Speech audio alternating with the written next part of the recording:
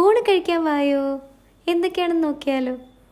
നല്ല ചൂടായ എണ്ണയിലേക്ക് മസാലയൊക്കെ പുരട്ടി വെച്ചിരിക്കുന്ന മുഴുവനോടെയുള്ള അയല നന്നായിട്ട് മൊരിയിച്ച് വറുത്തെടുക്കുക. അടുത്തത് ചെറുപയർ വെള്ളവും ഉപ്പും മഞ്ഞൾപ്പൊടിയും ചേർത്തൊന്ന് വേവിച്ച് അതിലേക്ക് തേങ്ങയും കറിവേപ്പിലയും കൂടെ ചേർത്ത് നന്നായിട്ടൊന്ന് മൂപ്പിച്ചെടുക്കുക. പിന്നെ ഒഴിക്കാനായിട്ട് സ്വാദേറിയ സാമ്പാറും.